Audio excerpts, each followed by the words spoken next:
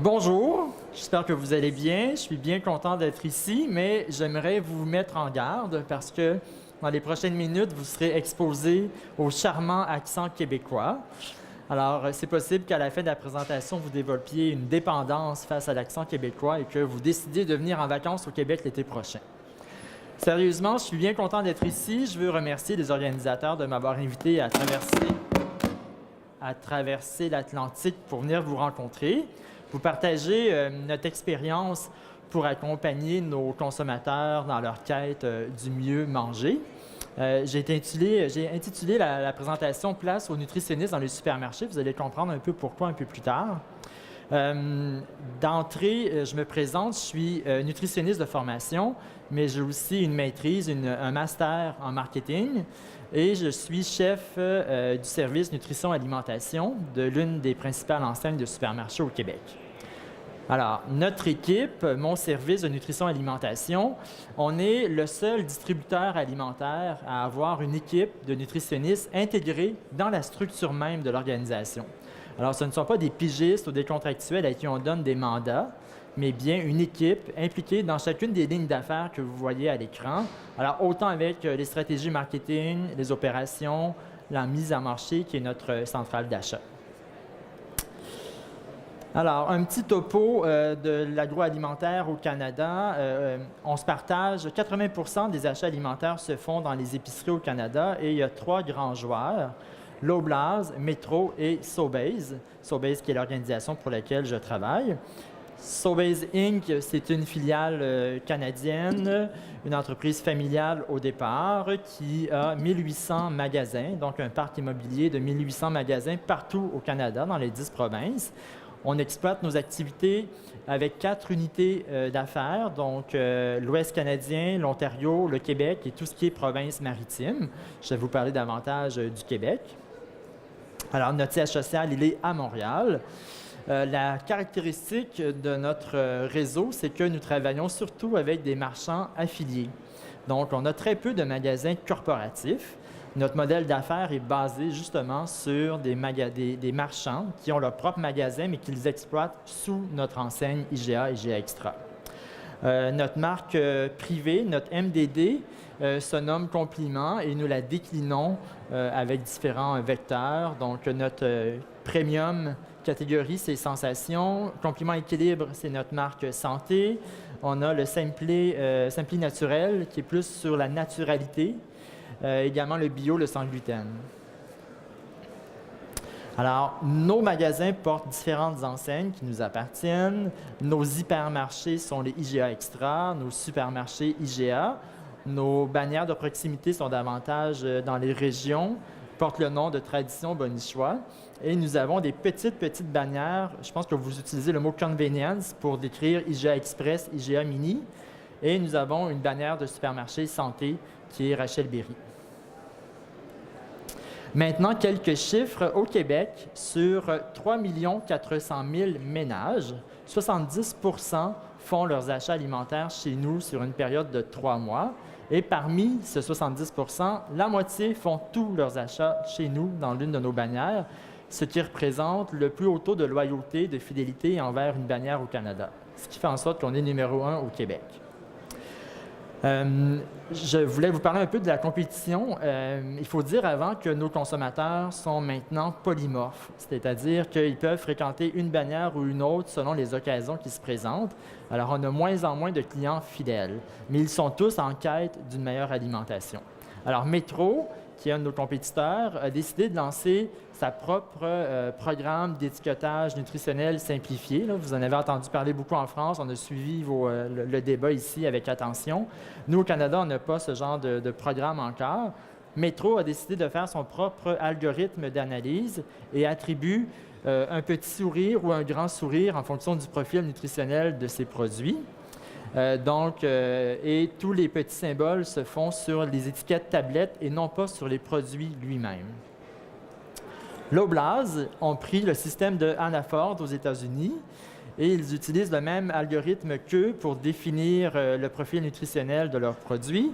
Ils accordent 1 étoile, 2 ou 3 étoiles sur les produits qu'ils ont et ils ont la même complexité, c'est-à-dire que dans les magasins, l'enjeu opérationnel est toujours présent, étant donné que l'étiquetage n'est pas sur le produit, mais sur l'étiquette tablette. Alors, c'est facile de penser qu'un commis ne place pas les bons produits en haut de la bonne fiche tablette, donc le consommateur peut ne pas s'y retrouver. Et comme je vous mentionnais que nos consommateurs ne sont plus fidèles, un client peut se retrouver chez Métro devant le comptoir des produits laitiers à choisir son yogourt préféré qui a un petit sourire et la semaine prochaine, aller chez Loblaws, prendre le même yogourt qui a 3 étoiles parce que ce n'est pas le même algorithme. Donc, pourquoi que le même yogourt serait plus santé chez Loblaws que chez Métro? Le consommateur est juste encore plus perdu et ça provoque encore plus de méfiance envers les industriels, évidemment.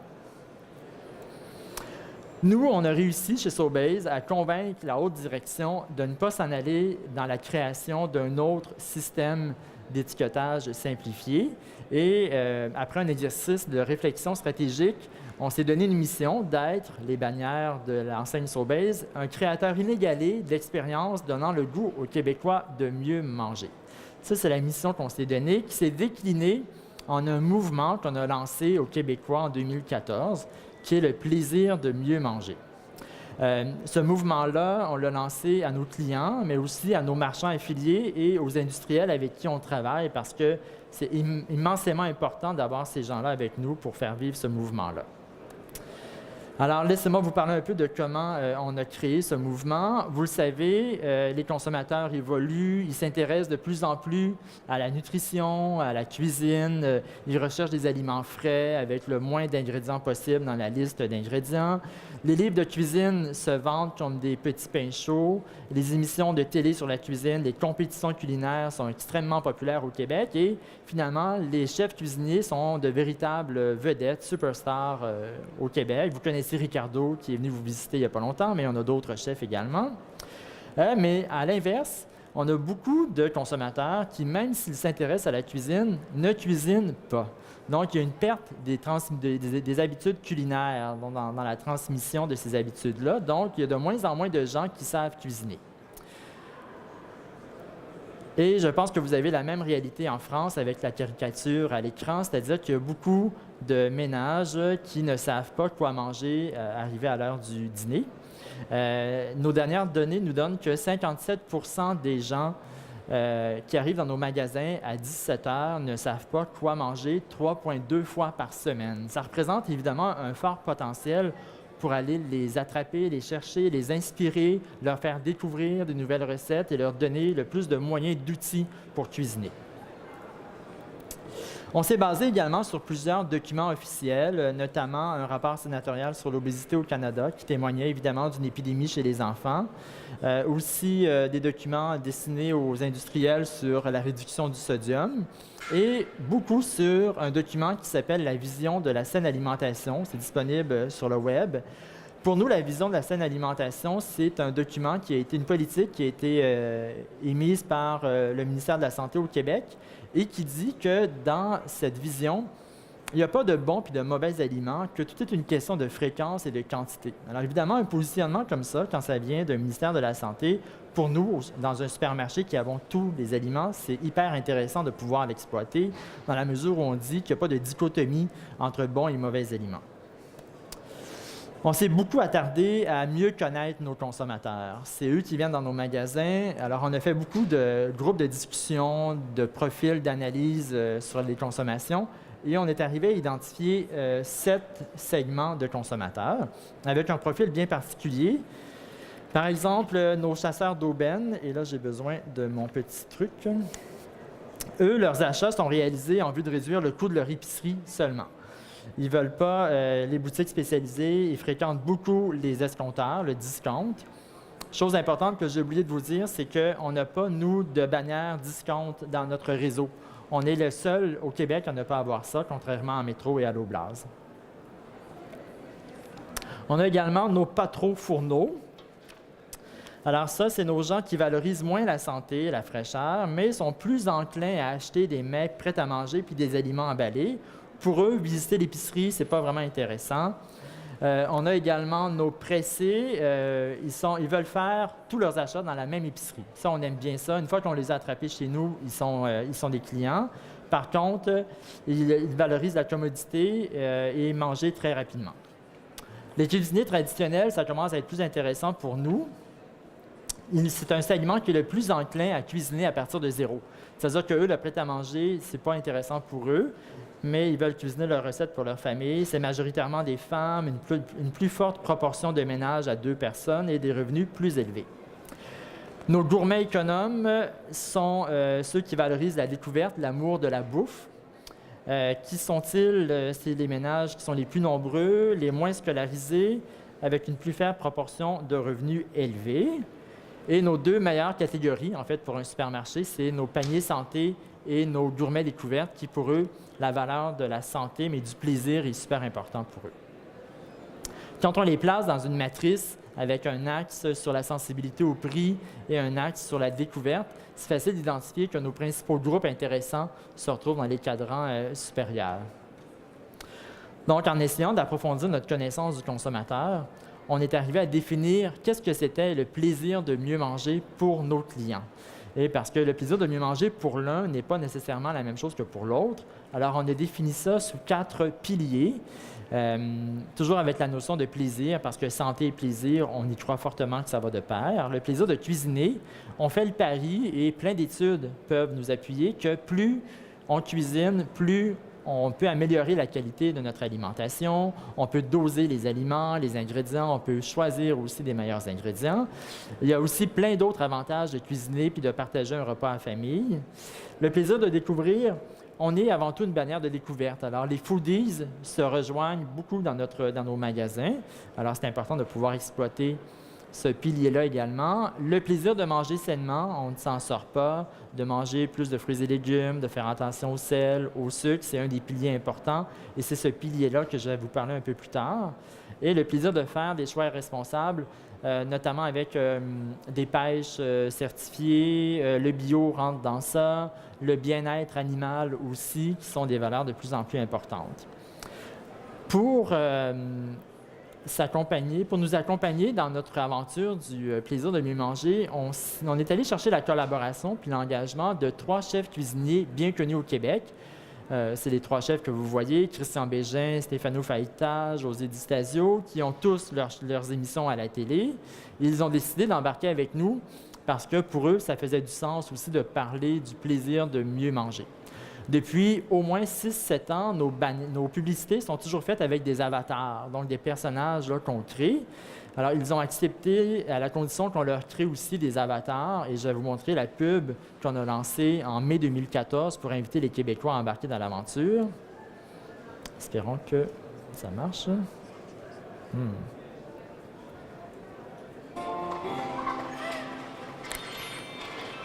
José, Stéphano et Christian, mais qu'est-ce que vous faites dans ma circulaire? On veut vous faire encore mieux manger. Donc, chaque semaine, on vous prépare une recette facile que toute la famille va adorer. On vous donne aussi des trucs et on vous fait découvrir de nouvelles saveurs. Et des produits d'ici. Il y a même des petits conseils de vino. Wow, c'est vraiment super. Oups, j'ai une bonne idée de recette, les enfants. Chaque semaine, découvrez le plaisir de mieux manger. IGA, vivez-le. Évidemment, c'est le genre de publicité qui nous apporte un haut taux de reconnaissance. On a dans l'industrie le plus haut taux de reconnaissance sur une publicité. C'est-à-dire que dès que les consommateurs voient nos avatars, ils savent tout de suite qu'on parle de IGA. Comment ça se décline concrètement? On a revu tout le processus circulaire. Alors, le circulaire, c'est le feuillet promotionnel qu'on fait à toutes les semaines. Et on y met dans ça beaucoup plus de recettes d'inspiration, des conseils d'utilisation de produits, des conseils nutrition également dans la circulaire. On garde toujours la stratégie de prix-produit, mais on met moins de produits qu'avant pour pouvoir inspirer davantage nos consommateurs. On a également en fait, je vous en parle rapidement, mais je ne sais pas si vous connaissez la classification NOVA, je ne crois pas. C'est le professeur Moubarak qui a parti ce genre d'analyse-là. C'est celui qui a fait le guide alimentaire brésilien. Parce qu'au Canada, présentement, on revoit notre guide alimentaire et probablement que cette classification-là va être à la base de la réflexion du guide alimentaire canadien. On classe les aliments selon le degré de transformation. Alors, allant des aliments frais ou minimalement transformés, les ingrédients culinaires, les aliments transformés puis ultra transformés, avec le principe de base de ce groupe de chercheurs-là qu'on devrait accorder beaucoup plus de place dans nos assiettes aux aliments qui sont frais ou minimalement transformés qu'aux aliments ultra transformés. Évidemment, notre positionnement comme plaisir de mieux manger, de favoriser la cuisine davantage, implique qu'on gradue davantage vers les aliments peu transformés. Et quand on a fait, après 2 ans, une analyse des circulaires de la compétition, on s'est rendu compte que nous, on a de plus en plus d'aliments frais d'annoncer et de moins en moins d'aliments ultra transformés que la compétition. On a également développé des recettes. Mon équipe, avec les ambassadeurs, les 3 chefs, développe des recettes avec un profil nutritionnel bien particulier. Donc, on a des critères à respecter et on veut que ça soit facile à faire, avec des ingrédients faciles à trouver dans nos magasins également. À chaque semaine, on fait des recettes comme ça.